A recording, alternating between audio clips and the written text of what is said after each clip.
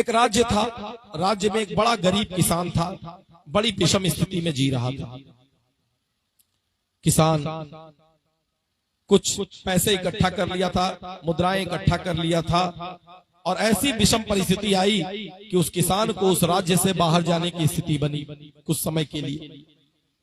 किसान ने सोचा कि अब हम पैसा कहाँ रख के जाएं, तो पुराने जमाने में बैंक तो होता नहीं था, लोग हुंडी को कहाँ रखते थे, साहूकार के।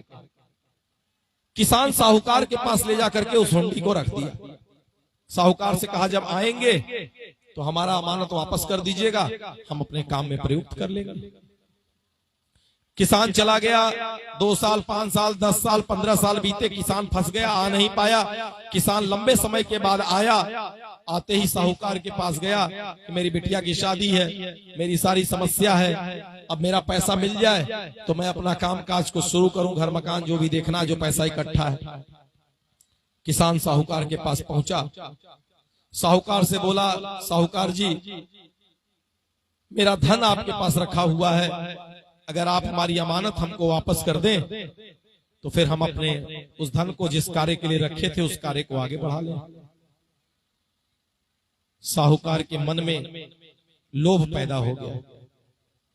साहूकार ने सोचा ये दीनहीन मरियल जैसा, न पहनावा न ओढ़ावा, न अपने से खड़ा हो पा रहा है, ये मरियल जैसा इंसान, दबा कुचला इंसान, ये बेचारगी जैसा दिखने वाला इंसान, अगर हम इसका पैसा न दें तो ये हमारा कर क्या लेगा?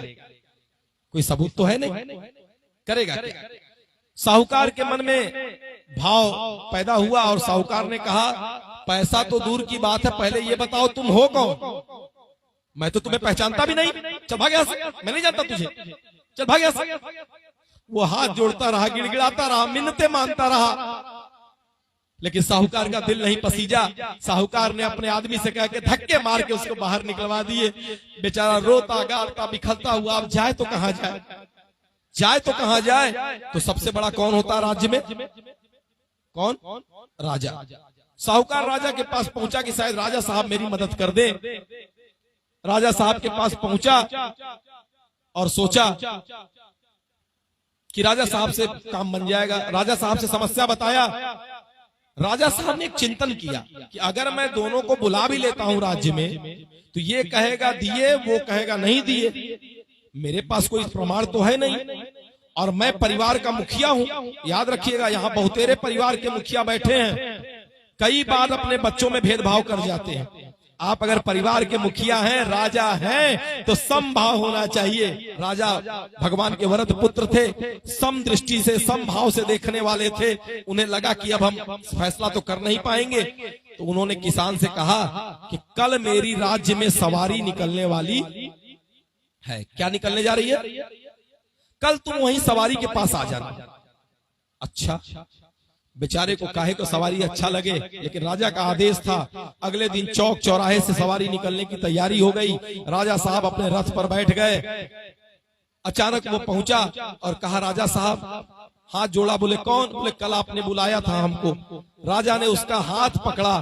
बहुत ध्यान से सुनिएगा, राजा ने किसका हाथ पकड़ा?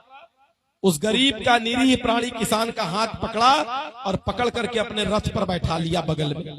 ये बगल में रथ पर बैठा लिया और गले में हाथ डाल के, जैसे बचपन के लंगोटिया यार गलबहिया करते हो, ऐसे गलबहिया करते हुए बात करने लगा, मुस्कुरा मुस्कुरा के आनंद के साथ। और बताओ कैसे हो, क्या हो, सारी चीजें। और सवारी आगे बढ़ गई। जब राजा की सवारी निकली तो सारा राज्य देख रहा था, और सारे राज्य के साथ वो भी देख रहा था। कौन? थोड़ा आप लोग समझदार है भाई, किसान उतना नहीं समझ पा रहा था। वो साहूकार भी अपने छत पर से खड़ा देख रहा था राजा की सवारी को। और जब उसने राजा की सवारी को देखा और देखा कि राजा के साथ वो बैठा है जिसके साथ हम बेईमानी किए हैं, जमीन खिसक गई पैर के नीचे से, थर थर थर थर कांपने लगा, पूरा शरीर रोमांचित हो गया। बाप रे बाप, जिसको हम मरियल निरीह, जिसको बेचारा समझ रहे थे, वो तो राजा का एकदम मित्र है। और ऐसा तैसा मित्र भी नहीं है, जरा देखिए तो।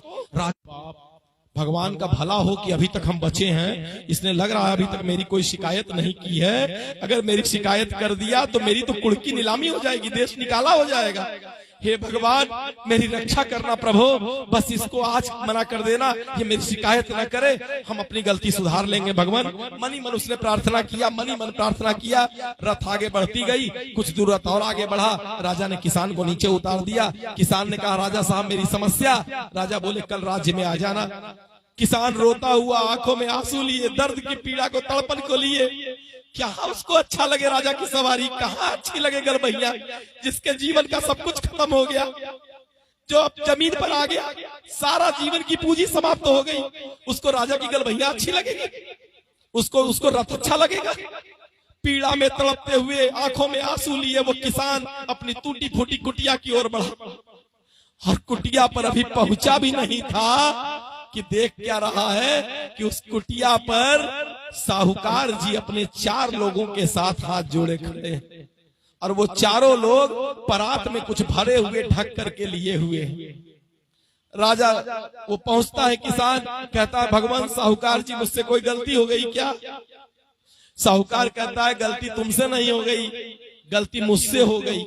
असल में आजकल मेरा दिमाग खराब चल रहा है, डॉक्टर के यहाँ मेरा इलाज चल रहा है, मेरी याददाश्त बड़ी कमजोर है, और हमने तुम्हारे पैसे को बही खाता खुलवाया तो हमको दिखा कि हमने तुम्हारा पैसा जो है वो बिजनेस में लगा दिया था, अब वो तुम्हारा पैसा 4 गुना हो गया है, 4 गुना हो गया है। ये अपना 4 गुना पैसा रख लो, और तुम्हारी बिटिया हमारी बिटिया, तो उसकी शादी के लिए कुछ हमारी ओर से अतिरिक्त भेंट भी रख लो, कुछ भेंट भी रख लो। वो कह करके हाथ जोड़ करके गया, लेकिन उस किसान की आंखों से झरझर आंसू गिर रहे थे।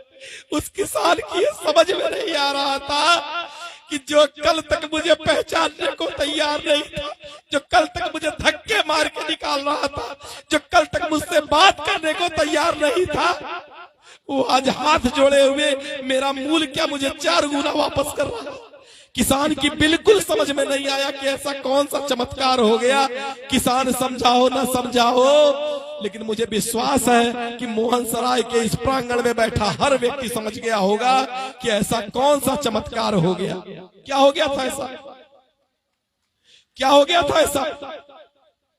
मात्र एक छोटे से राजा के साथ, जिसके जीवन का भी पता नहीं कब तक रहेगा, एक छोटे से राजा के साथ थोड़ी देर के लिए जुड़ गया, समर्थ के साथ थोड़ी देर के लिए साझेदारी हो गई, तो वो किसान निहाल हो गया, अपना सब कुछ वापस पा गया।